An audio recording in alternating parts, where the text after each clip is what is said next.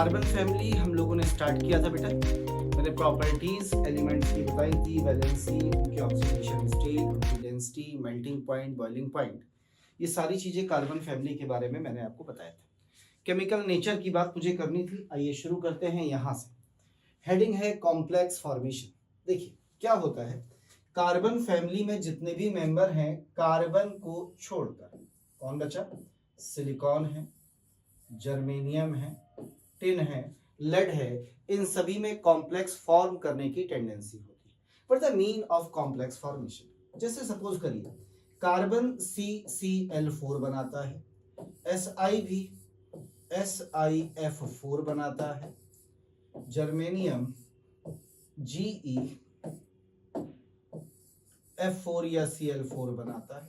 लीजिए ऐसी Sn भी बना लेगा, Sn भी SnCl4 बनाता है। बन गए। नीचे वाले सारे लुईस एसिड्स हैं। यदि मैं इनमें दो F माइनस और जोड़ दूं, सॉरी F माइनस गलती से आ गया है, सपोज दो Cl माइनस और जोड़ दूं, इसमें दो F माइनस और जोड़ दूं, इसमें दो Cl माइनस और जोड़ दूं, इसमें दो Cl माइनस और जोड़ दूं, तो ये बनेगा CCl6 माइनस का 2, ये बनेगा SiF6 माइनस का 2, ये बनेगा GeCl6 माइनस का 2 एंड सो। तो कहते हैं कि बाकी सब तो ठीक है, पर ये वाला जो सिस्टम है ये फॉर्म नहीं होता, यानी ये दो Cl को लेने को तैयार नहीं है। और कहते हैं कार्बन कॉम्प्लेक्स इसलिए नहीं बना रहा है क्योंकि इसके पास due to the absence of D orbitals, क्योंकि इसके पास डी ऑर्बिटल प्रेजेंट नहीं है।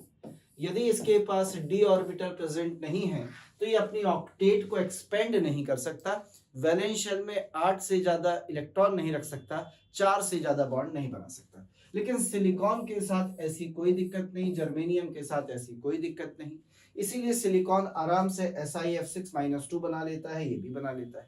तो ये कॉम्प्लेक्स फॉर्मिंग टेंडेंसी सिलिकॉन में है, जर्मेनियम में है, लेकिन कार्बन पर नहीं।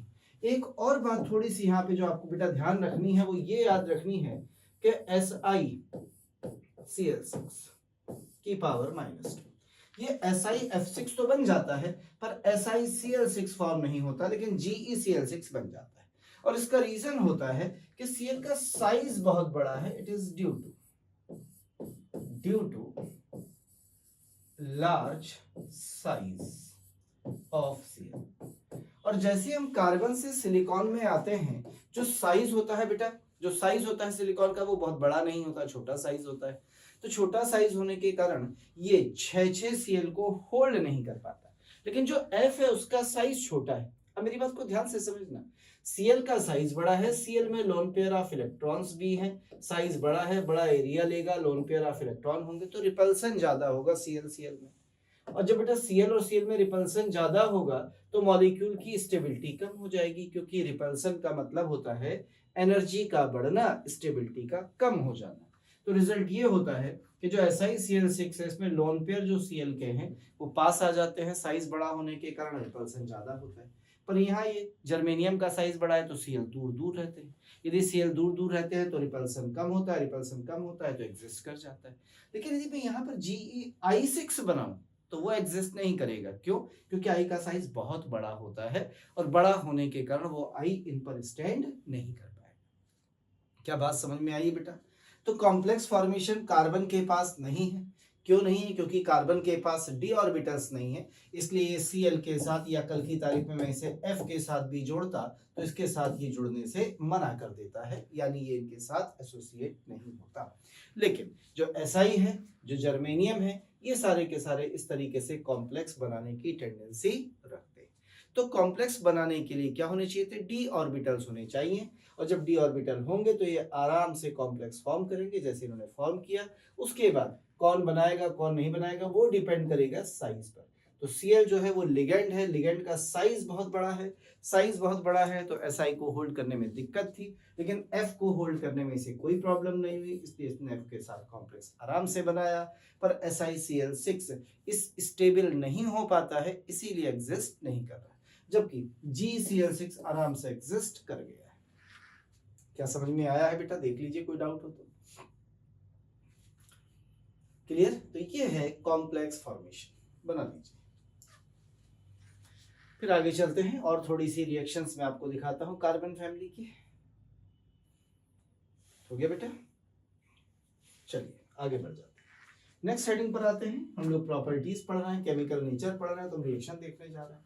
बात करते हैं इनकी रिएक्शन विद वाटर के साथ। तो याद रखिए, वाटर के साथ इनमें केवल टिन है जो रिएक्ट करता है, और वो भी किस फॉर्म में रिएक्ट करता है? स्टीम की फॉर्म में एट हाई टेम्परेचर। बाकी वाटर से अफेक्टेड नहीं होते नॉर्मल कंडीशन में, और जब आप रिएक्शन कराते हैं तो इट गिव्स टिन ऑक्साइड यानी SnO2 प्लस बनती है हाइड्रोजन गैस। ठीक, कार्बन, सिलिकॉन, जर्मेनियम रिएक्ट नहीं करते। और जहां तक लेड का सवाल है, लेड के साथ क्या होता है बेटा? वो पहले ही अपने ऑक्साइड की एक प्रोटेक्टिव लेयर अपने ऊपर डिपॉजिट कर लेता है। उस प्रोटेक्टिव लेयर के कारण ही, यानी एक डिपोजिशन हो गया लेड के ऊपर, ये लेड था, इसी के ऊपर इसके ऑक्साइड लेयर डिपॉजिट हो गई। और ये जो इसके ऊपर इसके ऑक्साइड लेयर डिपॉजिट है PbO2 की, ये पानी में घुलती नहीं, तो इसके लिए वाटर इस पे अटैक कर नहीं पाता। और रिजल्ट ये होता है कि लेड वाटर के साथ कोई रिएक्शन शो नहीं कर पाता। और रिएक्शन ना शो करने का जो मेन रीजन है बेटा, वो केवल इतना सा है, क्योंकि लेड की सरफेस के ऊपर एक ऑक्साइड की प्रोटेक्टिव लेयर डिपॉजिट है। तो केवल कौन रिएक्ट करेगा? Sn रिएक्ट करेगा, और कोई भी फोर्थ ग्रुप का एलिमेंट रिएक्शन नहीं देगा। नेक्स्ट आ जाओ, रिएक्शन विद हेलोजन। हेलोजन के साथ देखिए बेटा, देखिए कार्बन तो डायरेक्ट कंबाइन नहीं होता, बट कार्बन के अलावा जितने भी ऑल अदर हैं, सारे के सारे ऑल एलिमेंट्स, यदि आप इनकी रिएक्शन हेलोजन से कराएं तो ये दो तरह के हैलाइड बनाते हैं। पहला tetra halides of MX4 type, और साथ ही साथ ये die halide of MX2 type भी बनाने में कैपेबल होते हैं। ठीक, कार्बन नॉर्मल कंडीशन में रिएक्शन इनके साथ नहीं करता, पर बाकी जितने भी हैं वो सारे के सारे आराम से इनके साथ रिएक्शन दे देते हैं।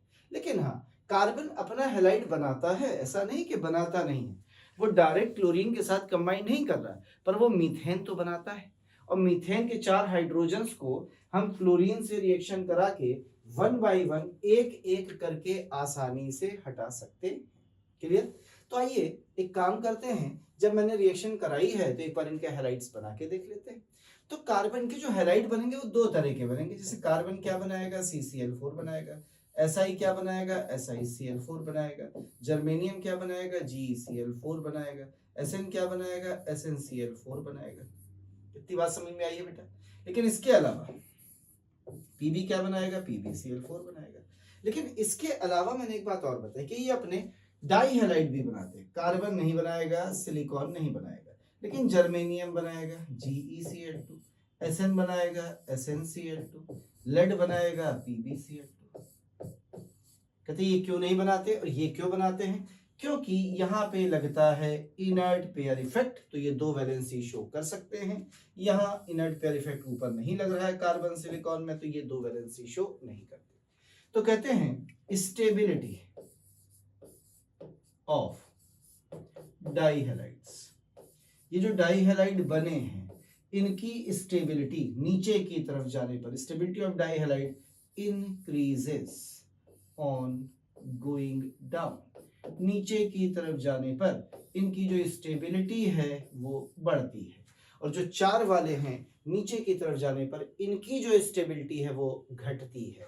रीजन क्या होता है? Inert pair effect. क्योंकि जब हम नीचे की तरफ जाते हैं बेटा तो +2 वैलेंसी वाले हैलाइड या +2 वैलेंसी वाले +2 ऑक्सीडेशन स्टेट वाले कंपाउंड्स ज्यादा स्टेबल हो जाते हैं, क्योंकि नीचे की तरफ जाने पर +2 की स्टेबिलिटी बढ़ती है, ऊपर की तरफ आने पर +2 की स्टेबिलिटी घटती है और +4 की स्टेबिलिटी बढ़ती है। तो ऐसे हैलाइड्स बनते हैं टेट्रा, ऐसे हैलाइड्स बनते हैं डाई। आइए इनके बारे में थोड़ा सा और ज्ञान की बातें जानना चाहते हैं, इतना बना लीजिए, फिर हम इसी के लिए पढ़ेंगे इंपॉर्टेंट टिप्स। बनाइए।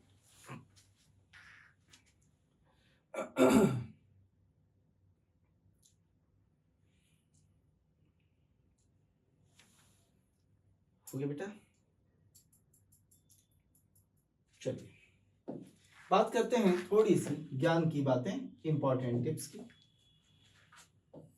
Important tips, important tips. सबसे पहले नंबर 1, PbI4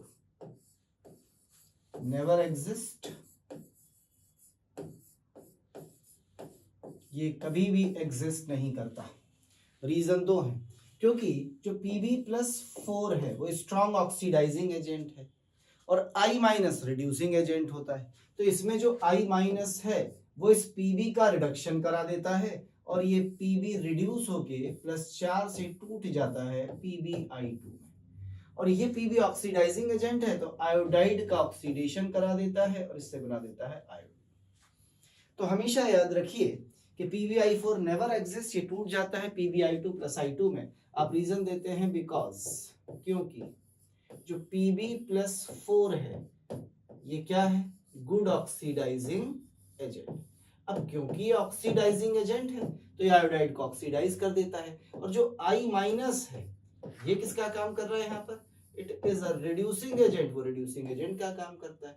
तो जो रिड्यूसिंग एजेंट है I- वो इसे कर देता है रिड्यूस Pb+2 में, लीजिए, और खुद ऑक्सीडाइज हो जाता है -1 से 0।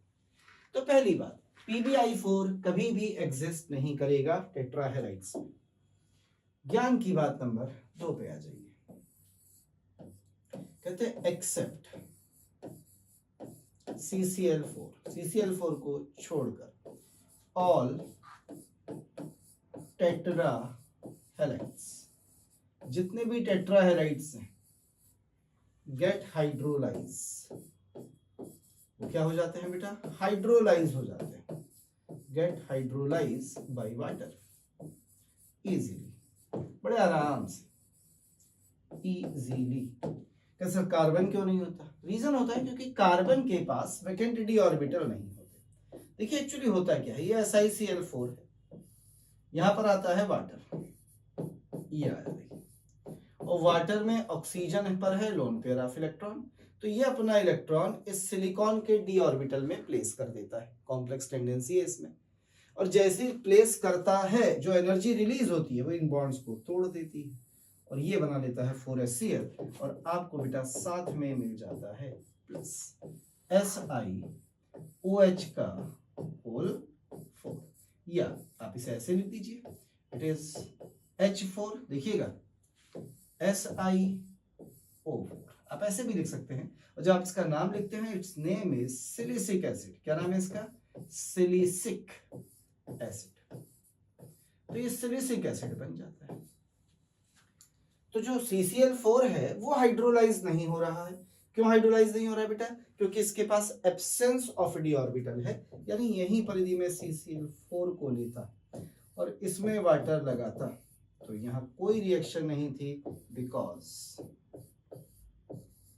Carbon have no D orbital, क्योंकि जो कार्बन है उसके पास कोई भी डी ऑर्बिटल नहीं है, नो डी ऑर्बिटल। तो ये डी ऑर्बिटल की जो एब्सेंस है ना बेटा, इसी के कारण कार्बन ने कॉम्प्लेक्स नहीं बनाया था, इसी के कारण कार्बन के जो हैलाइड्स हैं ये कार्बन के टेट्राहेलाइड या टेट्राक्लोराइड हाइड्रोलाइज नहीं हो पाते। तो दो ज्ञान की बातें आपके सामने लिखी हैं बेटा, एक PbI4 कभी भी एग्जिस्ट नहीं करेगा, नेवर एग्जिस्ट, PbBr4 भी एग्जिस्ट नहीं करता, ये भी मैं आपको बता दूं, वो भी बड़ा अनस्टेबल है। लेकिन हाँ, PbCl4 स्टेबल हो जाता है, वो उतना अनस्टेबल नहीं है तो वो एग्जिस्ट करता है। चलिए, तो कुल मिला के कहानी यह है कि टेट्राहेलाइड्स में PbI4 एग्जिस्ट नहीं करेगा। रीजन आपने दिया है क्योंकि Pb+4 एक अच्छा ऑक्सीडाइजिंग एजेंट और I- रिड्यूसिंग एजेंट था। CCl4 के अलावा सभी टेट्राहेलाइड आराम से हाइड्रोलाइज हो जाएंगे क्योंकि कार्बन के पास वैकेंट डी ऑर्बिटल या डी ऑर्बिटल है ही नहीं, इसलिए ये हाइड्रोलाइज नहीं होगा। सिलिकॉन पे डी ऑर्बिटल थे, इसने अपना लोन पेयर डी ऑर्बिटल में दिया, बॉन्ड बनने से एनर्जी निकली, उसने Cl बॉन्ड को तोड़ा, हमने Cl बॉन्ड बनाया SiOH का होल 4 या H4SiO4 सिलिसिक एसिड को बना लीजिए। ये है हाइड्रोलिसिस, और ऊपर लिखा है नॉन एग्जिस्टेंस ऑफ PbI4 बना डालिए।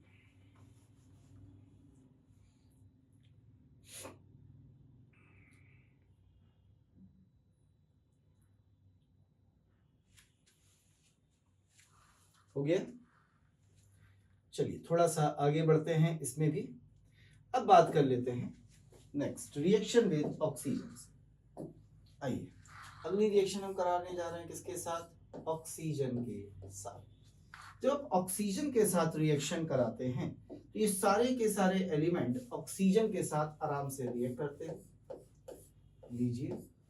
और जब हम इसे ऑक्सीजन के साथ रिएक्ट कराते हैं तो ये दो तरह के ऑक्साइड्स बनाते हैं। पहला MO2 टाइप के, क्या बनाते हैं? डाइऑक्साइड्स। और साथ ही साथ ये MO टाइप के मोनो ऑक्साइड्स भी फॉर्म करते हैं। लीजिए तो मिलते हैं इनके मोनोऑक्साइड्स एंड इनके डाइऑक्साइड्स के साथ। तो ये डाइऑक्साइड्स भी बनाते हैं एज वेल एज अपने मोनोऑक्साइड्स भी फॉर्म करते हैं। कैसे?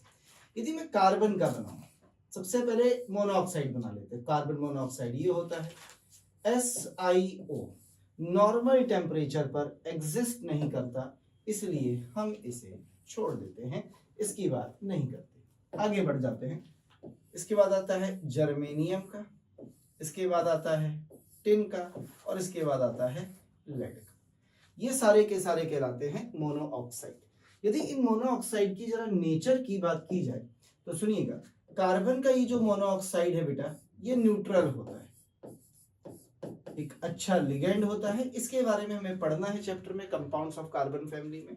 जो GeO है ये स्लाइटली या बड़ा माइल्ड सा एसिडिक होता है, लेकिन जो बाद वाले दो हैं ये दोनों के दोनों, बाद वाले ये दोनों ही एम्फोटेरिक होते हैं।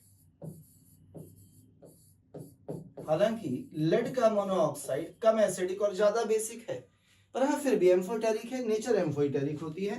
पर पूछा जाए कि मोर बेसिक या मोर एसिडिक, तो हम कहते हैं मोर बेसिक होता है हमेशा। आइए इसी तरह से यदि इनके डाइऑक्साइड्स की बात करें बेटा, तो इनके जो डाइऑक्साइड्स बनेंगे वो ऐसे बनेंगे। कार्बन का डाइऑक्साइड क्या है? CO2। सिलिकॉन का डाइऑक्साइड क्या है? SiO2। जर्मेनियम का डाइऑक्साइड क्या है? GeO2। SN का डाइऑक्साइड क्या है? SnO2। Pb का डाइऑक्साइड क्या है? PbO2। ये इनके सारे के सारे क्या है? डाइऑक्साइड्स। ऊपर के जो तीन हैं ये तो एसिडिक होते हैं, और एसिडिक में भी कार्बन और सिलिकॉन तो फेयरली एसिडिक हैं। GeO2 बड़ा माइल्ड एसिडिक है जैसे ये था। लेकिन बाद के जो दो बचे हैं वो दोनों के दोनों oxides are amphoteric in nature. बाकी दोनों ऑक्साइड्स कैसी नेचर के होते हैं? एम्फोटेरिक नेचर के होते हैं। बाकी इन सबको यदि देखा जाए तो इनकी नेचर बड़ी अलग अलग है सभी की। कैसे अलग अलग है ये मैं आपको सिखाता हूं 1 मिनट में। सामने ऑक्साइड्स लिखे हैं, इनके बारे में लिखा है कि CO न्यूट्रल है, GeO माइल्ड एसिडिक है, SiO नॉर्मल कंडीशन में एग्जिस्ट करता नहीं है, SnO PbO एम्फोटेरिक है। जबकि डाइऑक्साइड में ऊपर के 3 एसिडिक होते हैं और लास्ट के 2 एम्फोटेरिक होते हैं। GeO2 के बारे में मैंने आपको बताया बहुत माइल्ड सा एसिडिक होता है, CO2 एसिडिक होता है, SiO2 भी वीक एसिड है, पर GeO2 बहुत माइल्ड एसिडिक होता है। बाकी नीचे वाले दोनों एम्फोटेरिक होते हैं। चलिए जरा इनके ऑक्साइड्स को देखना चाहते हैं, थोड़ा सा इन्हें हटा देता हूं, बन गया है ना? चलिए इन्हें हटा देता हूं। आइए थोड़ी थोड़ी प्रॉपर्टीज की बात कर लेते हैं जरा इन्हीं ऑक्साइड्स के रिगार्डिंग। सबसे पहले बात कर लेते हैं किसके बारे में? हम इसके बारे में जिसे आप SiO2 कहते हैं। बड़ा डिफरेंट सा स्ट्रक्चर है इसका। एक्चुअली ये एक पॉलीमरिक फॉर्म में है और ये एक नेटवर्क कोवैलेंट सॉलिड है। मैं आपको केमिकल बॉन्डिंग में इसके बारे में पढ़ा चुका हूं। इसमें ईच एटम, ईच यानी 2 ही एटम है, ईच सिलिकॉन एंड ऑक्सीजन दोनों sp3 हाइब्रिडाइज होते हैं। हाइब्रिडाइज्ड, दोनों का हाइब्रिडाइजेशन sp3 है, कोई रेजोनेंस होने की संभावना नहीं होती है। यदि हम इसके स्ट्रक्चर पे आके देखें तो जरा एक नजर डाली जाए कि स्ट्रक्चर है कैसे। जस्ट लुक हियर, ये रहा सिलिकॉन, एक ऑक्सीजन, सिलिकॉन, एक ऑक्सीजन, सिलिकॉन, एक ऑक्सीजन। अब ये जो सिलिकॉन है थोड़ा स्पेस कम पड़ गया है, मैं इधर का हटा देता हूं जरा, ठीक है? बन तो गया ही होगा बेटा, इनको हटा देता हूं। आइए इधर बना के दिखा रहा हूं आपको। ये रहा SiO Si,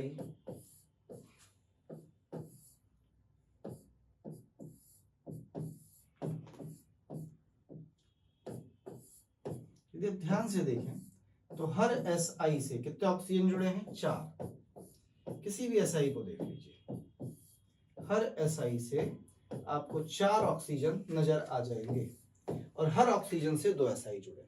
तो ऐसे स्ट्रक्चर होता है SiO2 का, देख लीजिए। बहुत हाई मेल्टिंग पॉइंट होता है इस SiO2 का, बहुत हाई बॉइलिंग पॉइंट होता है, क्योंकि क्या है? Network covalent solid, high MP and BP, इनके मेल्टिंग पॉइंट और बॉइलिंग पॉइंट्स बहुत हाई होते हैं, बहुत ज्यादा होते हैं। ये जो सिलिका होता है, खास बात इसके अंदर क्या है कि रिएक्शन कर जाता है बड़े आराम से। SiO2 एसिडिक है तो बेस से, और तुरंत बनाता है ग्लास सोडियम सिलिकेट Na2SiO3। इनके बारे में भी हम आगे पढ़ेंगे बेटा, क्या बनाता है? Na2SiO3, जैसे आप इसकी रिएक्शन NaOH से कराते हैं। इसी के साथ साथ ये कांच HF से रिएक्शन कर जाते हैं हाइड्रोफ्लोरिक एसिड से तुरंत, और रिएक्शन करके क्या बनाते हैं? SiF4 सबसे पहले, ये बनेगा +2H2। लीजिए, इसीलिए किसी कांच में HF को नहीं रख सकते। यदि आपने HF हाइड्रोफ्लोरिक एसिड को ग्लास में रखने की कोशिश की, कांच में रखने की कोशिश की, तो कांच से क्या कर जाता है? रिएक्ट कर जाता है, क्योंकि कांच में क्या होता है बेटा? कांच में सिलिका पाया जाता है। इसीलिए HF को ईचिंग ऑफ ग्लास के लिए इस्तेमाल किया जाता है। ईचिंग मतलब कांच पे डिजाइन बनाने के लिए। आगे पढ़ेंगे, बहुत थोड़ा सा हम पढ़ेंगे ग्लास के बारे में, क्योंकि हमारे सिलेबस में बहुत ज्यादा इनके बारे में है नहीं। क्लियर? तो ये बात हमने किसके लिए की बेटा? SiO2 के लिए। जरा इतना बना लीजिए जितना बोर्ड पर लिखा है। फिर थोड़ी सी बात मैं PbO2 और थोड़ी सी ही बात CO2 के लिए भी करूंगा। CO2 तो चलिए हमें आगे पढ़ना ही है, पर SiO2 को हमें आगे पढ़ना नहीं था, क्योंकि इसलिए हमने यहीं पर थोड़ा सा कर लिया है। हो गया? चलिए थोड़ा सा आगे बढ़ते हैं, और SiO2 के बाद आइए थोड़ी सी बात कर लेते हैं किसकी? इसकी। What is that? PbO2। PbO2 में Pb के ऑक्सीडेशन स्टेट पर जरा नजर डालिए, +4 है। It is a good oxidising agent, बड़ा अच्छा ऑक्सीडाइजिंग एजेंट है। और खास बात इसके अंदर ये है कि ये बिल्कुल नहीं घुलता, it is insoluble in any nitric acid. आप इसे नाइट्रिक एसिड में डिसॉल्व करना चाहें तो यह डाइऑक्साइड नाइट्रिक एसिड में इनसॉल्युबल है, लेकिन क्योंकि ऑक्सीडाइजिंग एजेंट है, इसलिए यदि आपने इस PbO2 को क्लोराइड में डाल दिया, जैसे मैंने इसको किसमें डाल दिया? HCl, तो हमने रूल पढ़ा है बेटा, कोई भी ऑक्सीडाइजिंग एजेंट हैलाइड को किसमें बदल देगा? हैलोजन में। तो तुरंत मिलेगी क्लोरीन, प्लस साथ में बनेगा PbCl2, और प्लस 2 ऑक्सीजन और 4 हाइड्रोजन मिलके बना लेंगे 2H2। लीजिए, यह है PbO2 के बारे में 2 लाइनें। कभी क्वेश्चन आ जाए PbO2 के बारे में, तो अच्छा ऑक्सीडाइजिंग एजेंट है, इनसॉल्युबल है HNO3 में। अब क्योंकि ऑक्सीडाइजिंग एजेंट है तो ये HCl यानी क्लोराइड को क्लोरीन में ऑक्सीडाइज कर देता है बड़ी आसानी के साथ। बना लीजिए।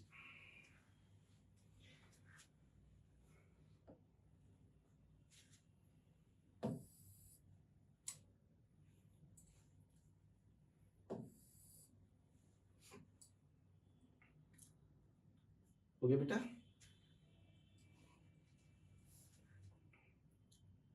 हटा दें? चलिए थोड़ा सा आगे बढ़ते हैं। अब पढ़ते हैं रिएक्शंस विद कंसंट्रेटेड एसिड्स, जैसे HCl के साथ या H2SO4 के साथ। कि कंसंट्रेटेड HCl और कंसंट्रेटेड H2SO4 से ये कैसे रिएक्ट करता है, आइए जरा थोड़ा सा हम इसके बारे में देखना चाहते हैं। तो जब आप रिएक्शन कराते हैं जब आप रिएक्शन कराते हैं HCl के साथ, तो याद रखिए कि HCl के साथ केवल 2 रिएक्ट करते हैं। कौन? एक SN और दूसरा जर्मेनियम ओनली, और HCl के साथ कोई रिएक्ट नहीं करता। केवल यही दोनों हैं जो HCl के साथ रिएक्ट करते हैं प्रॉपरली, और जैसे ही आप इनकी रिएक्शन कराते हैं HCl के साथ, ये तुरंत रिएक्ट करके बनाते हैं क्या, SnCl2 एंड GeCl2, और साथ में देते हैं हाइड्रोजन गैस। यदि यहाँ पर हम रिएक्शन को किसके साथ कराना चाहते हैं, सपोज करिए PB के साथ, तो थोड़ा सा हमें उसे गर्म करना पड़ेगा। यदि आप यहाँ पर लेड ले लिए, यहीं पे लेड ले लेते तो जर्मेनियम को हटा ही देते हैं, Sn एंड PB1,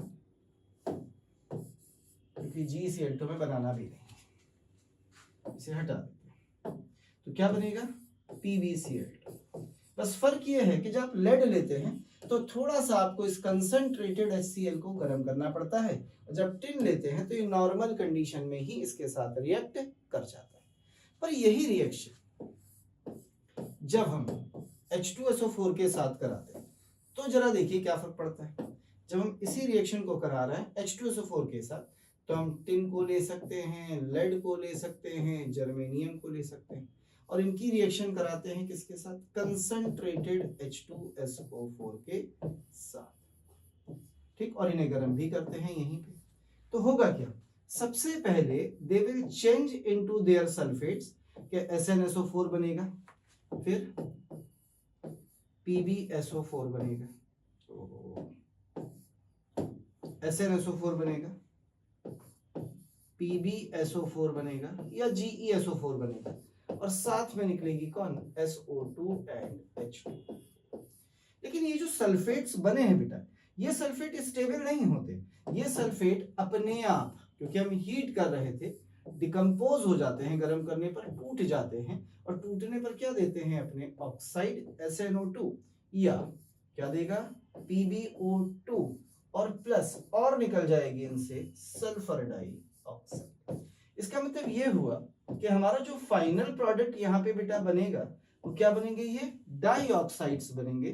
2 मोल क्या मिलेगी, SO2, एक ऊपर मिली थी एक नीचे, और साथ में क्या मिलेगा, H2। यानी ये रिएक्शंस होती हैं कंसंट्रेटेड एसिड्स के साथ। लीजिए, ये थी chemical natures of carbon family members. देख लो, कोई डाउट हो किसी रिएक्शन में तो बताइए।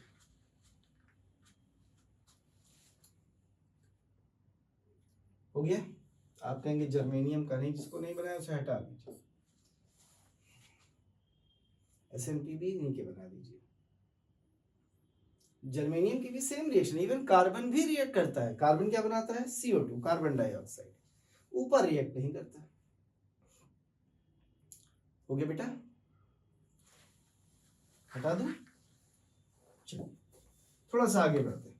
अब बात करते हैं अगली हेडिंग की, जिसका नाम है एलोट्रोपिज्म।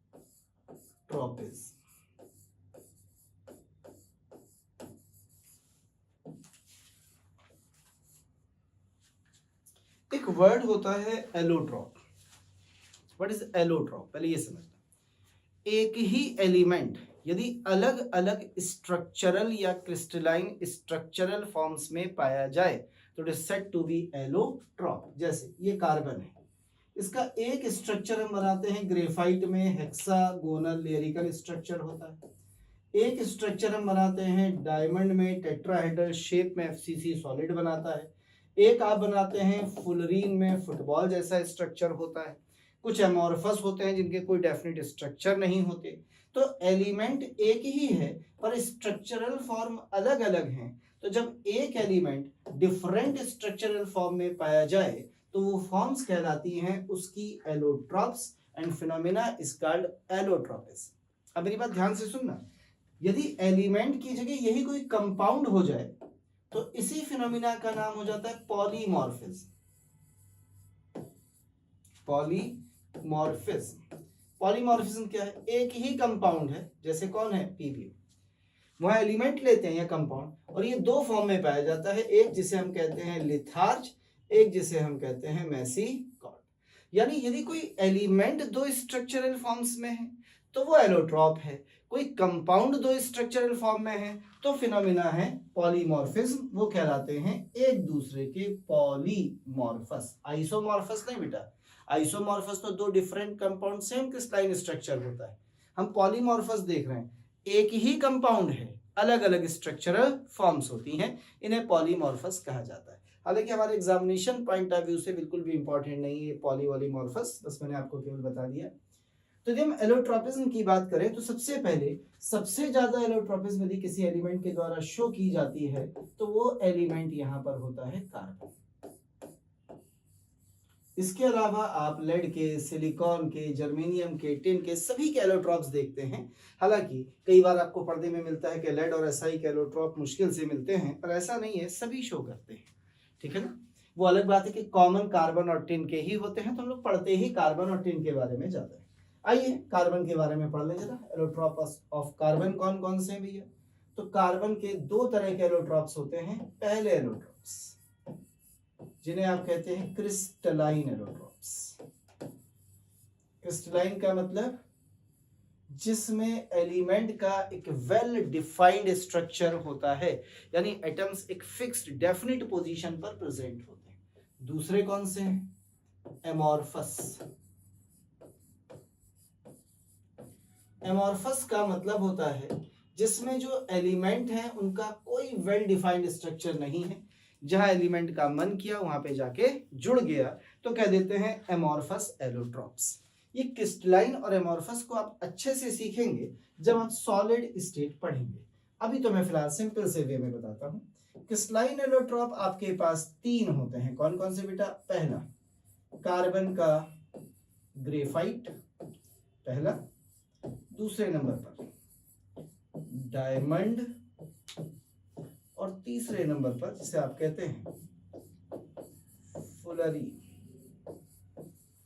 लीजिए, ये तीन होते हैं, ठीक है। और ये तीनों ही क्रिस्टलाइन है। जो ग्रेफाइट का जहां तक सवाल है, इसी को बोलते हैं कि ये मोस्ट स्टेबल एलोट्रॉपिक फॉर्म होती है, इसीलिए इसकी हीट ऑफ फॉर्मेशन कितनी होती है? 0। यही स्टेबिलिटी ऑर्डर है। सबसे ज्यादा स्टेबल ग्रेफाइट है, फिर डायमंड है, सबसे कम स्टेबल है फुलरीन। फुलरीन के लिए बोला जाता है कि जो फुलरीन है बेटा, it is the purest form of carbon. ये कार्बन की कौन सी फॉर्म होती है?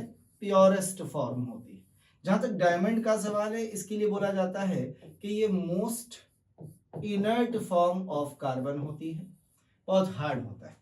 ग्रेफाइट सबसे स्टेबल एलोट्रॉपिक फॉर्म होती है। इनकी हीट ऑफ फॉर्मेशन की बात करें तो ग्रेफाइट की हीट ऑफ फॉर्मेशन 0 होती है, डायमंड की 1.9 किलो जूल होती है, जबकि फुलरीन की लगभग 35 से 38 किलो जूल के बीच में होती है हीट ऑफ फॉर्मेशन। तो ये कौन से बेटा? क्रिस्टलाइन। इसमें डेफिनेट स्ट्रक्चर है सभी एलिमेंट्स का। लेकिन दूसरे नंबर पर आइए, जिन्हें आपने क्या नाम दिया है? एमॉर्फस। ये बहुत सारे होते हैं। जैसे एक होता है कोक, नाम सुना होगा। एक होता है कोल, कोयला, ढेर सारी फॉर्म्स में पाया जाता है। एक होता है चारकोल, चारकोल ऑलरेडी दो तरह का होता है, सुना होगा। एक would charcoal, it is most reactive, most impure form. एक होता है एनिमल चारकोल। इस एनिमल चारकोल का इस्तेमाल किया जाता है शुगर वगैरह की रिफाइनिंग करने में। वुड चारकोल बहुत रिएक्टिव फॉर्म है, इसके मास्क बनाए जाते हैं। वो मास्क जो बेटा कोल माइन में इस्तेमाल किए जाते हैं, कोयले की खदान में, क्योंकि इसका मास्क पॉइजनस गैसेस को अपनी सरफेस पर एब्जॉर्ब कर लेता है। इसके अलावा एक फॉर्म होती है लैंप ब्लैक, जो सॉफ्टेस्ट फॉर्म ऑफ कार्बन होती है। ये लैंप ब्लैक वही है बेटा जिसके आई लाइनर्स बनते हैं, काजल बनते हैं, शू पॉलिश बनती हैं, ये सारी चीजें इस लैंप ब्लैक से बनती हैं। तो ये एमॉर्फस एलोट्रॉप्स ऑफ कार्बन होते हैं, जबकि ये क्रिस्टलाइन एलोट्रॉप्स ऑफ कार्बन होते हैं। इनके बारे में हमें कुछ खास नहीं पढ़ना है, जो थोड़ा बहुत पढ़ना है मैं आपको बता दूंगा। जैसे कोक एक अच्छा रिड्यूसिंग एजेंट होता है, बहुत सारी रिएक्शन में यूज होता है। चारकोल में वुड चारकोल के मास्क बनते हैं। एनिमल चारकोल रिफाइनिंग के लिए यूज किया जाता है। कोल की फॉर्म पड़ी होंगी, एंथ्रासाइड, बिटुमिनस, ढेर सारी कोल की फॉर्म्स होती हैं। हमारे कुछ खास काम का केमिस्ट्री में नहीं होता।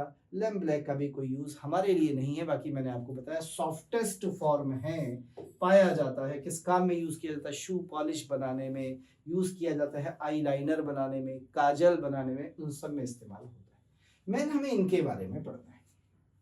ग्रेफाइट के बारे में, डायमंड के बारे में और फुलरीन के बारे में। तो आइए एक एक पढ़ना शुरू करते हैं और शुरुआत करेंगे हम किससे? इससे। What is that? डायमंड। इससे शुरू करेंगे, ग्रेफाइट भी देखेंगे और फुलरीन भी देखेंगे। आप इसे बना लीजिए तो मैं इन्हें हटाता हूं।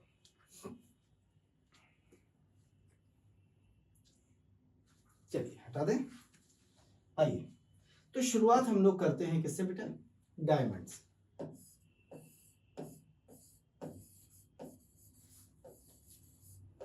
डायमंड, इससे हम इसे CN करके कार्बन की पॉलीमरिक फॉर्म में लिखना पसंद करते हैं।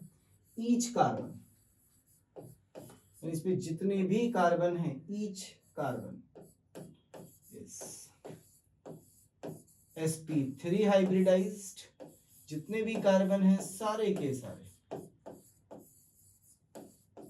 sp3 हाइब्रिडाइज्ड होते हैं। All the carbons are sp3 hybridized. और sp3 हाइब्रिडाइज्ड है तो कैसे शेप में अरेंज होगा? टेट्राहेड्रल शेप में।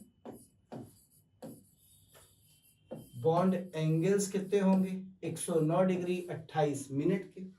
बना के दिखाता हूं कैसे बने होते हैं एक साइड में। आइए इधर से बनाना शुरू करते हैं। ये रहा कार्बन, थोड़ा बड़ा हो गया, छोटा बना दूंगा। ये रहा कार्बन और ये रहे इसके 4 बॉन्ड्स। और ये जो 4 बॉन्ड्स हैं यहाँ पे फिर से लगे हैं कार्बन्स। और अब इन सब कार्बन्स के 4 बॉन्ड्स होंगे। आइए जरा उन 4 बॉन्ड्स को भी थोड़ा सा बना के देख लिया जाए। इसका पहला, दूसरा, तीसरा, इसका पहला, दूसरा, तीसरा, चौथा इधर बना ही बेटा। पहला, दूसरा, तीसरा, पहला, दूसरा, तीसरा। इन बॉन्ड्स पे भी कौन लगे होंगे? कार्बन्स लगे होंगे। देखिए ऐसे करके। शुरुआत में तो हमें इतनी दिक्कत नहीं होती है इसे बनाने में, पर हाँ इस ग्रीन के बाद से देखिएगा जरा। अब फिर इसके 4 बॉन्ड्स होंगे ऐसे, इसके भी 4 बॉन्ड्स होंगे ऐसे, इसके भी 4 बॉन्ड्स होंगे, इसके भी 4 बॉन्ड्स होंगे, इसके भी 4 होंगे, इसके भी 4 होंगे, इसके भी 4 होंगे, इसके भी 4 होंगे, इसके भी 4 बॉन्ड्स होंगे, इसके भी 4 बॉन्ड्स होंगे, इसके भी 4 बॉन्ड्स होंगे, इसके भी 4 बॉन्ड्स होंगे। अब थोड़ी समस्या है। अब जब मैं इस पे नए कार्बन लगाऊंगा, जस्ट सी है मैं रेड कलर से लगा रहा हूं, तो यहाँ लगाया, पर इस पोजीशन को देखो, यहाँ कार्बन नहीं लग पाया। यहाँ लगाया, यदि यहाँ एक लगाया तो देखिए यहाँ कार्बन नहीं लग पाया। यहाँ लगाया, यहाँ लगाया, यहाँ नहीं लग पाया, यहाँ नहीं लग पाया, यहाँ लगाया तो यहाँ नहीं लग पाया, यहाँ लग गया तो यहाँ नहीं लग पाया, यहाँ लग गया, यहाँ लग गया, यहाँ नहीं लग पाया, यहाँ लग गया, यहाँ नहीं लग पाया, यहाँ लग गया, यहाँ लग गया, यहाँ नहीं लग पाया, यहाँ लग गया, यहाँ लग। तो अब ध्यान से देखिए, एक ऐसी पोजीशन आती है, सर्टेन ऐसा टाइम आता है कि कार्बन के सारे बॉन्ड्स कार्बन से नहीं जुड़ पाते, यानी इसकी सभी वैलेंसी सेटिस्फाइड नहीं हो पाती। जब सेटिस्फाइड नहीं हो पाती, हालांकि ये कार्बन अपनी जगह फिक्स हैं, हिल नहीं रहे, पर इनके all the bonds are not satisfied with carbons, तो ऐसे बॉन्ड्स को एक नाम दिया जाता है सच बॉन्ड। जैसे ये वाला बॉन्ड है जो सेटिस्फाइड नहीं है, ऐसे बॉन्ड्स को एक नाम दिया जाता है सच बॉन्ड्स आर कॉल्ड, क्या बोलते हैं इन्हें? Dangling bonds. कौन से बॉन्ड से बेटा? Dangling bonds. तो जो डायमंड होता है इसमें डैंगलिंग बॉन्ड्स पाए जाते हैं, इसीलिए हमने ये बोला था it is not purest form, क्योंकि यहाँ पे ये इलेक्ट्रॉन्स बच गए। देखिए इस पे बचा हुआ है, इस पे बचा हुआ है, इस पे बचा हुआ है, इस पे कहीं कहीं बचे हुए हैं, तो ये इलेक्ट्रॉनिक फ्री रेडिकल जैसा बिहेव करने लगते हैं कभी कभी। और जब फ्री रेडिकल की तरह बिहेव करने लगेंगे तो हम ये बोलेंगे कि it is not the purest form. ये कार्बन जो है, डायमंड जो है, ये प्योरेस्ट फॉर्म नहीं है, क्योंकि इसमें क्या पाए जाते हैं? डैंगलिंग बॉन्ड्स पाए जाते हैं। डैंगलिंग बॉन्ड का मतलब होता है अनसेटिस्फाइंग बॉन्ड्स। अनसेटिस्फाइंग का मतलब होता है ये बॉन्ड दिख तो रहा है पर ये किसी से सेटिस्फाई नहीं हुआ, मतलब किसी से जुड़ा नहीं जाके। जो जुड़ा नहीं वो काहे का बॉन्ड? तो इसे अनसेटिस्फाइंग बॉन्ड कहते हैं। हम तो इसे बॉन्ड ही नहीं मान रहे भैया, हम तो एक इलेक्ट्रॉन मान रहे हैं बस। तो फ्री रेडिकल जैसा नजर आ रहा है आपको। ये 3 बॉन्ड बने हैं, देख ले, 3 बने और 1 इलेक्ट्रॉन बच गया, या तो 2-2 बच गए। तो ये कहलाते हैं कौन से बॉन्ड्स? Dangling bonds. तो इस तरह के डैंगलिंग बॉन्ड्स पाए जाते हैं डायमंड में, और ग्रेफाइट पे कम होते हैं, पर ग्रेफाइट में भी इस तरह के डैंगलिंग बॉन्डिंग्स पाई जाती है। पर फुलरीन में ऐसी कोई डैंगलिंग बॉन्डिंग नहीं पाई जाती। तो ये डैंगलिंग बॉन्ड्स प्रेजेंट होते हैं किसमें? डायमंड में। क्लियर है? थोड़ा सा आगे बढ़ते हैं, इसी की प्रॉपर्टीज को और थोड़ा सा देखना चाहता हूं। यदि हम डायमंड के बारे में कुछ बातें करें तो मैंने आपको बोला टेट्राहेड्रल, सब कुछ मैंने आपको बता दिया। इसमें यदि हम कार्बन कार्बन सिंगल बॉन्ड देखें और इसकी बॉन्ड लेंथ की बात करें तो ये नॉर्मल बॉन्ड लेंथ होती है कार्बन कार्बन बॉन्ड लेंथ कितनी होती थी याद है ना, 1.54 एंगस्ट्रॉम, जो आप ऑर्गेनिक केमिस्ट्री में पढ़ते हैं, या 154 पिकोमीटर। ये डायमंड में जो कार्बन्स हैं उनकी बीच की बॉन्ड लेंथ होती है। दूसरी बात पर आ जा, कहते हैं इट इज हार्डेस्ट, सबसे हार्ड होता है, it is hardest natural substance, natural substance, ये सबसे हार्ड नेचुरल सब्सटेंस है डायमंड। मैंने एक बार आपको बताया था, डरो नहीं बस, याद है ना, सबसे ज्यादा कौन होता है, डायमंड, उसके बाद नॉर्बिया, बोराजोन और लास्ट में सिलिका। तो ये बहुत hard substance, it is hardest natural substance, earth का सबसे हार्डेस्ट सब्सटेंस है। वेरी इनर्ट होता है, बहुत ज्यादा इनर्ट फॉर्म है, इट इज वेरी इनर्ट, बहुत इनर्ट फॉर्म है। डेंसिटी बहुत हाई है, having density 3.51 gram per cc. जब हम लोगों ने डेंसिटी की बात की थी तो मैंने आपको बताया था इसी की डेंसिटी सिलिकॉन से ज्यादा है, क्योंकि ग्रेफाइट की तो थोड़ी कम आई थी, तो मैंने उसे डायमंड की ही फॉर्म में माना था, याद है। हाई रिफ्रैक्टिव इंडेक्स होता है, हाई रिफ्रैक्टिव इंडेक्स, वैल्यू 2.45 के करीब है इसके रिफ्रैक्टिव इंडेक्स की, और डायमंड के लिए कहते हैं जो डायमंड होता है इसे हम कैरेट्स में लेते हैं, और एक कैरेट डायमंड का मतलब याद रखिएगा 200 मिलीग्राम ऑफ डायमंड होता है, यानी by weight, it is called carat by weight. एक वो प्योरिटी वाला भी कैरेट होता है, 24 कैरेट 100% प्योर अनकट डायमंड। तो यहाँ पर जो हम कैरेट लिख रहे हैं वो किसके रिगार्डिंग लिख रहे हैं बेटा, वेट के रिगार्डिंग। एक कैरेट बराबर 200 मिलीग्राम होता है। यदि हम इसके सॉलिड स्टेट स्ट्रक्चर की बात करें, किसकी बात कर रहे हैं, सॉलिड स्टेट स्ट्रक्चर की, तो कहते हैं ये FCC सॉलिड को फॉलो करता है, जो FCC सॉलिड्स हैं उनकी तरह के स्ट्रक्चर फॉलो करता है ये FCC सॉलिड्स की तरह, और इसका स्ट्रक्चर होता है लाइक, बिल्कुल किसकी तरह, जिंक सल्फाइड जैसा। यानी हम यदि इसमें बात करें कोऑर्डिनेशन नंबर की, कोऑर्डिनेशन नंबर ऑफ कार्बन, तो ये 4 होती है, क्योंकि 4 ही बॉन्ड बना सकता है।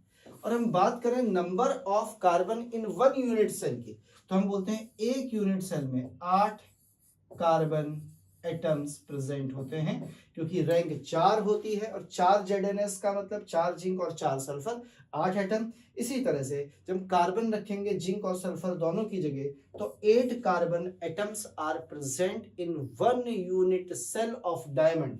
8 कार्बन एटम प्रेजेंट होंगे किसमें, इन, ऊपर लिख देता हूं, 1 unit cell of diamond. Diamond के एक यूनिट सेल में यदि आपसे पूछा जाए कितने कार्बन से, तो 8।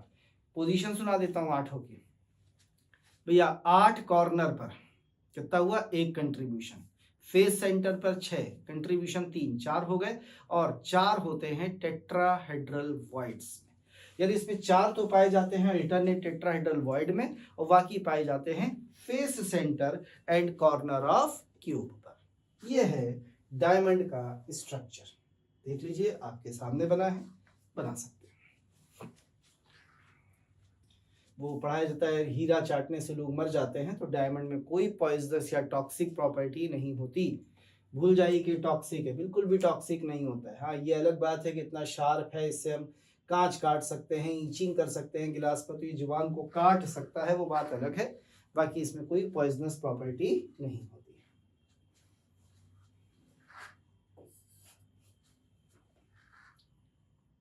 ये था डायमंड के बारे में, बना लीजिए। थोड़ा सा ग्रेफाइट से मिलना चाहिए।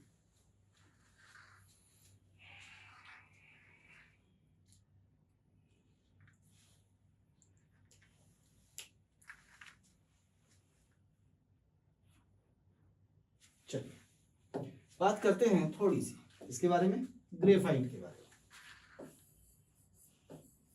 ग्रेफाइट ये C6 का होल है, यानी इसमें 6 कार्बन की रिंग्स होती हैं और कार्बन इज sp2 हाइब्रिडाइज, इसका जो कार्बन होता है वो sp2 हाइब्रिडाइज होता है, hybridize with trigonal shape, carbon का शेप है भैया विद ट्राइगोनल शेप और 120 डिग्री का बॉन्ड एंगल होता है। लेकिन इसमें 6 कार्बन की हेक्सागोनल रिंग्स प्रेजेंट होती हैं। It have hexagonal layerical structure as. चलो एक नजर स्ट्रक्चर पर डालते हैं, फिर बाकी प्रॉपर्टीज से भी मैं आपको मिलाता हूँ। देखिए इसमें ऐसे करके हेक्सागन बने,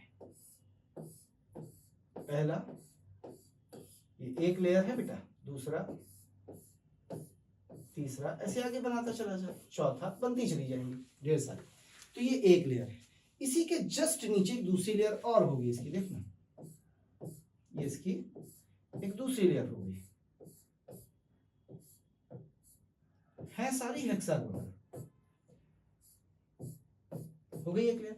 और ये सब लेयर्स एक दूसरे से कनेक्टेड होती हैं बड़ी वीक पाई बॉन्ड से, ये इससे जुड़ी है, ये इनसे जुड़ी है, ये इससे जुड़ी है, ये इससे जुड़ी है, ये इससे जुड़े हैं, इससे जुड़े हैं, ये इससे जुड़े हैं, इससे जुड़े, सब एक दूसरे से क्या है, कनेक्टेड है बॉन्ड्स, सारे के सारे ये सब एक दूसरे से क्या है बेटा, कनेक्टेड है, सब एक दूसरे से क्या है, जुड़े हुए हैं, ऐसे करके। अब इसमें होता क्या है, देखिए एक लेयर है, ये दूसरी लेयर है, इन दो लेयर्स के बीच में, यहां पे ऐसे बिखरे रहते हैं पाई इलेक्ट्रॉन्स। कौन से इलेक्ट्रॉन्स प्रेजेंट होते हैं, pi electrons spread between the layers. अब क्योंकि ये पाई इलेक्ट्रॉन है तो पार्शियल बॉन्डिंग से बने होंगे बेटा, तो इस लेयर और इस लेयर के बीच अट्रैक्शन कम होगा, मजबूती से जुड़ी नहीं होगी। तो जैसे मेरे ये दो हाथ लेयर है, ये एक दूसरे पर ऐसे स्लाइड कर जाते हैं ना, खिसक जाते हैं एक दूसरे पर, तो इनमें ये प्रॉपर्टी पाई जाती है क्योंकि इनके बीच फोर्स ऑफ अट्रैक्शन कम है, तो ये ल्यूब्रिकेटिंग नेचर में, स्लाइडिंग नेचर के होते हैं, ल्यूब्रिकेटिंग नेचर के होते हैं। यही कारण है कि जब हम एक पेंसिल लेते हैं, लेड ऑफ पेंसिल किसकी बनी है, ग्रेफाइट की। जब आप पेंसिल लेते हैं और आप पेपर पे ऐसे रख के ऐसे खींचते हैं तो उसकी जो एक लेयर है वो पेपर पे चिपक जाती है, कार्बन की लेयर कार्बन पे चिपक गई, पेपर पे चिपक जाती है, इससे अलग हो गई। तो उस पर इसीलिए चिपक गई क्योंकि ल्यूब्रिकेटिंग नेचर थी। यदि ल्यूब्रिकेटिंग ना होता, डायमंड जैसा होता, तो कागज को काट देता। तो ल्यूब्रिकेटिंग होने का चिपक गई। अब इसकी एक लेयर कम हो गई, ऐसे चलाते जाओ तो निब घिसने लगती है ना, नॉक छोटी होने लगती है क्योंकि उसके ऊपर से ग्रेफाइट हटता चला जाता है। क्या बात समझ में आई है? तो इसमें क्या पाई जाती है, ल्यूब्रिकेटिंग प्रॉपर्टी ग्रेफाइट में प्रेजेंट होती है। तो ये ग्रेफाइट है, इसके अंदर भी कुछ बॉन्ड्स फ्री स्टेट में पाए जाते हैं, यानी यहाँ भी डैंगलिंग बॉन्ड्स प्रेजेंट होते हैं। वो अलग बात है कि यहाँ डैंगलिंग बॉन्ड्स कंपैरेटिवली कम होते हैं, उतने नहीं होते जितने वहां पर मौजूद थे। अब यहाँ पर जब ये इसके बारे में थोड़ा सा सीखना, हेक्सागोनल लेयर स्ट्रक्चर है, कैसा है नेचर में, ल्यूब्रिकेटिंग नेचर का है, ल्यूब्रिकेटिंग नेचर का है। क्या इसमें पाई इलेक्ट्रॉन्स हैं? बिल्कुल हैं। पाई इलेक्ट्रॉन्स आर स्प्रेड, बिखरे हुए, spread between the hexagonal layers of graphite.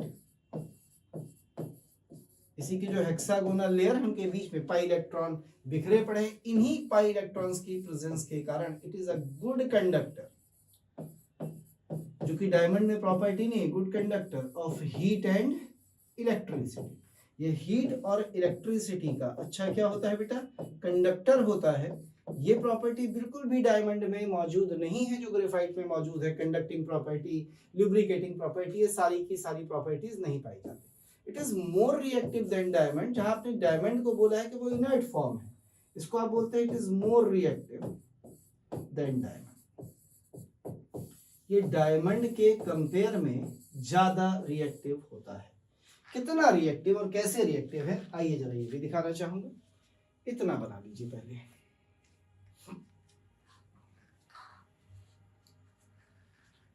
ये कुछ प्रॉपर्टीज हैं ग्रेफाइट के बारे में। मैंने आपसे कहा था एक बार थोड़ा एनसीईआरटी जरूर पढ़ लीजिएगा बेटे से पढ़ने के बाद, क्योंकि मैं ज़्यादातर प्रॉपर्टी लिख तो देता हूँ, पर हो सकता है कभी कोई मुझसे छूट जाए तो आप उसे अपने नोटबुक में लिख सकते हैं एनसीईआरटी से।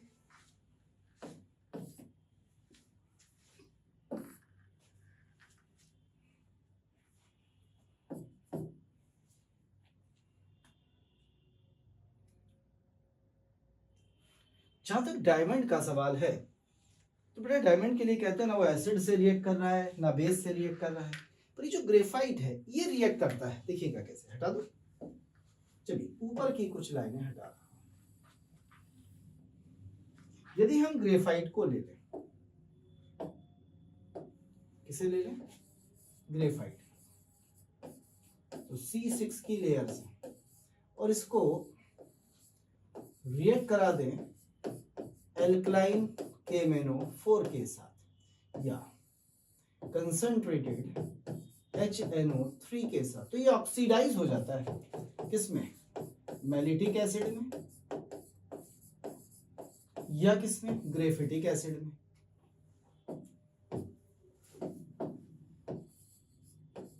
ग्रेफाइट का ग्रेफिटिक एसिड। कहते ये क्या बवाल है, अभी मिलाता हूं। मैलिटिक एसिड होता है बेटा C6COOH का होल 6। यही प्रूफ करता है कि इसमें इस तरह की हेक्सागोनल रिंग्स हैं, इसी से प्रूव होता है। देख कैसे, एक रिंग तो ये बच जाएगी ऐसी ही, और इसके चारों तरफ जितने कार्बन है वो COH में ऑक्सीडाइज हो जाएंगे। तो जो स्ट्रक्चर बन के आएगा, यदि मैं स्ट्रक्चर बनाऊं ऊपर वाले मैलिटिक एसिड का, तो वो जो स्ट्रक्चर बन के आएगा वो ऐसा स्ट्रक्चर बन के आएगा COOH COOH COOH COOH COOH COOH। जो पाई इलेक्ट्रॉन थे वो ऐसे करके पाई बॉन्डेड हो गए और ये एक एसिड बना है मैलिटिक एसिड। इसका फॉर्मेशन ये शो करता है कि जो ग्रेफाइट है उसमें एक हेक्सागोनल लेयरिकल स्ट्रक्चर होता है, यानी हेक्सागन्स प्रेजेंट होते हैं, इसीलिए वो हेक्सागन इस बेंजीन और इसके चारों तरफ COH में कन्वर्ट हो जाते हैं आसानी के साथ। तो ये होता है मैलिटिक एसिड जो ग्रेफाइट के ऑक्सीडेशन से बना है, जो आपने रिएक्शन कराई है एल्कलाइन KMnO4 के साथ। तो ये रिएक्टिव फॉर्म है, मतलब ये फॉर्म रिएक्शंस देती है, जबकि डायमंड के लिए हम कहें तो इनर्ट फॉर्म थी, वो रिएक्शंस नहीं देती थी। तो it is all about the graphite. ये था ग्रेफाइट के बारे में, बना लीजिए। अब बात करते हैं थोड़ी सी किसके बारे में? फुलरीन के बारे में। आइए जरा फुलरीन के बारे में थोड़ी सी बातें कीजिए। हटा दो। चलिए सबसे लास्ट में हम बात कर रहे हैं फुलरीन, जिसे हम बकमिंस्टर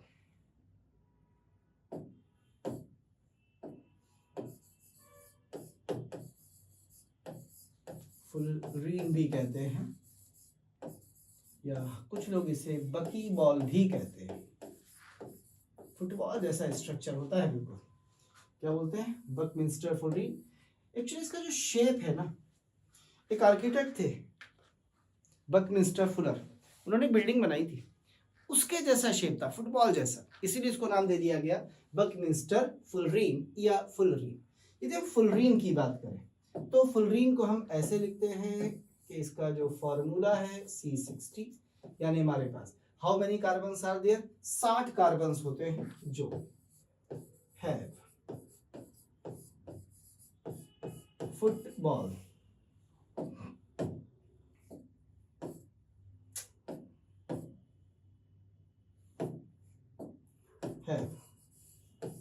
फुटबॉल लाइक स्ट्रक्चर रखता है। यदि हम इसमें कार्बन की बात करें तो इसमें सारे के सारे कार्बन sp2 हाइब्रिडाइज होते हैं with 3 sigma bonds and 1 electron, एक इलेक्ट्रॉन के साथ सो इट शोज, इसीलिए ये शो करता है सम एरोमेटिक कैरेक्टर, एरोमेटिक कैरेक्टर। ये फुटबॉल जैसा होता है, फुटबॉल जैसा होता है यानी इसमें 12 पेंटागन्स होते हैं, जैसे कि फुटबॉल में देखे होंगे आपने, पेंटागन्स विद 20 हेक्सागन्स होते हैं, 20 हेक्सागन्स। अब मैं आपको बना के दिखाता हूँ इसको। फुटबॉल तो आपने देखी होगी, नहीं देखी तो मैं दिखा देता हूँ, मेरे पास रखी है। देखिए ये फुटबॉल है, दिख रही है बेटा आपको। इस फुटबॉल में जो रेड कलर का है देखो वो पेंटागन है 5, और ये जो व्हाइट व्हाइट है ये हेक्सागन शेप है, दिख रहा है ना, ये वाला हेक्सागन। और जो पेंटागन है वो केवल हेक्सागन से जुड़ा है, व्हाइट वालों से। लेकिन जो हेक्सागन है इसे देखो, ये हेक्सागन से भी जुड़ा है और पेंटागन से भी जुड़ा है। यानी ये जो पेंटागन्स होते हैं ये केवल हेक्सागन से जुड़े होते हैं, लेकिन जो हेक्सागन्स हैं 20, ये पेंटागन से भी एसोसिएट है, लिंक्ड है, और हेक्सागन से भी लिंक्ड है, दोनों के साथ जुड़े रहते हैं। तो ध्यान से देखिए स्ट्रक्चर को, तो इसमें व्हाइट पोर्शन ज्यादा है, होना भी चाहिए, क्योंकि ये व्हाइट हेक्सागन्स है और केवल 12 पेंटागन से, लाल वाले चाहे तो आप गिन लीजिएगा किसी फुटबॉल में, मैं गिना के दिखाऊंगा तो आपको दिक्कत लगेगी। 1 2 3 4 5 6, यहाँ तक हो गया। अब इधर देख लीजिए, बचे हुए 6 इधर मिल जाएंगे आपको, यहाँ तक छोड़ दीजिए, देखिए 6 बचे हैं। तो कुल मिला के 12 पेंटागन है, 20 हेक्सागन। इसमें ना दिख रहा हो तो बाजार से एक फुटबॉल लेके देख लो बेटा, जैसी फुटबॉल मेरे पास है, बिल्कुल ऐसी स्ट्रक्चर है जैसे ये। क्या समझ में आ रहा है? 12 पेंटागन और 20 हेक्सागन्स आपके सामने मौजूद हैं।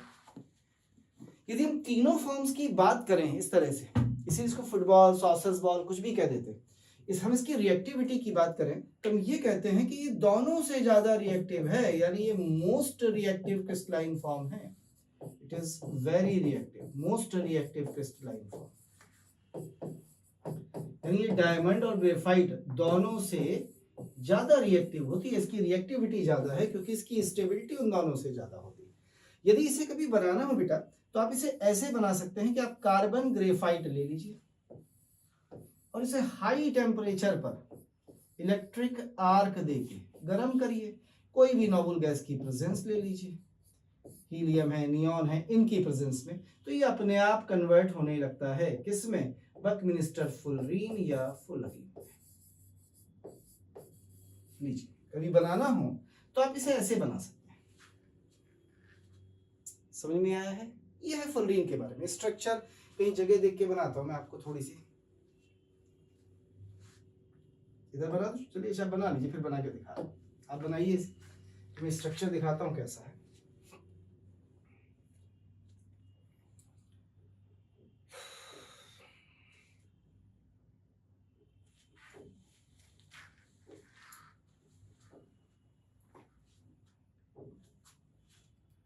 हटा दो। चलिए ऐसे बनाते हैं। एक पेंटागन बना दीजिए पहले आप। लीजिए, ये एक पेंटागन बन गया व्हाइट कलर का। अब देखिए मैं इससे रेड नहीं ले रहा हूं, चलिए येलो कलर से हेक्सागन बना के दिखा रहा हूं, ठीक है ना। ये हेक्सागन बनना, देखिएगा ध्यान से देखना, सब हेक्सागन है, बन रहा है, सब हेक्सागन से। आप किसी को चेक कर लीजिए, जितने भी बना रहा हूं सब हेक्सागन से बन रहे हैं, ठीक है। तो ये बीच में व्हाइट कलर का C60 नजर आ गया होगा आपको, 60 कार्बन ऐसे करके जुड़े हुए हैं। अब ये जो हेक्सागन, देखो इस हेक्सागन को देखना, ये हेक्सागन आपस में भी जुड़े हैं और इसके साथ भी, और इसी को ऊपर और ऐसे बनाते चले जाओ तो गोल गोल आपकी क्या बन जाएगी? फुटबॉल जैसा स्ट्रक्चर ऐसे ही आपका बनता चला जाएगा बेटा।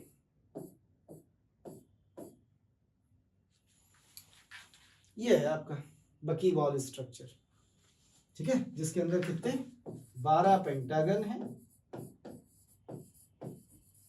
20 हेक्सागन्स हैं, और टोटल जब इसमें कहीं गलती से बॉन्ड निकालने बैठे तो you will get 90 sigma bonds total. Sir ये कैसे आए? भूल जा कैसे आए, इतनी सारी रिंग है अंदर, इतनी सारी रिंग है कि आप निकाल सकते हैं 90 sigma bond. Number of atoms आपको पता है, फार्मूला होता है नंबर ऑफ सिग्मा बॉन्ड बराबर number of atom -1 plus number of rings.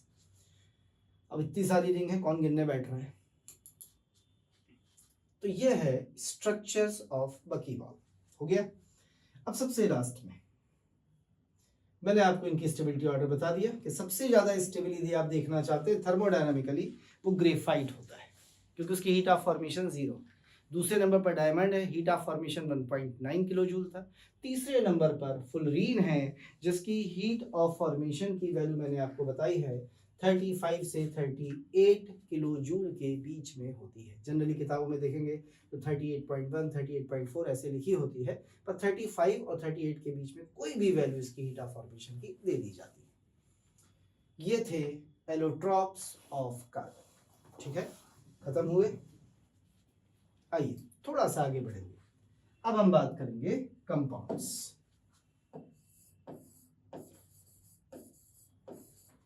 Of carbon family, इसके थोड़ा सा कंपाउंड्स के बारे में पढ़ना चाहेंगे। और कंपाउंड्स के बारे में सबसे पहले मैं आपको थोड़ा सा इनके बारे में पढ़ाऊंगा जिन्हें आप हाइड्राइड्स कहते हैं। हालांकि हम ऑलरेडी इनके हाइड्राइड्स के बारे में हाइड्रोजन एंड इट्स कंपाउंड पे पढ़ चुके हैं कि इलेक्ट्रॉन प्रिसाइज हाइड्राइड्स बनाते हैं, पर इसे हम लोग देखेंगे अगली क्लास से। उम्मीद करते हैं 2 क्लास में और लूंगा आपका चैप्टर कंप्लीट करने के लिए। हम अगली क्लास में CO पढ़ेंगे, कार्बन डाइऑक्साइड के बारे में पढ़ेंगे, थोड़ा सा सिलिकॉन्स के बारे में पढ़ेंगे, फिर आगे सिलिकेट्स के बारे में बहुत ही थोड़ा सा गिलास के बारे में पढ़ेंगे और आपका चैप्टर खत्म। ठीक है, तो आज हम इसे यहीं तक रखते हैं बेटा।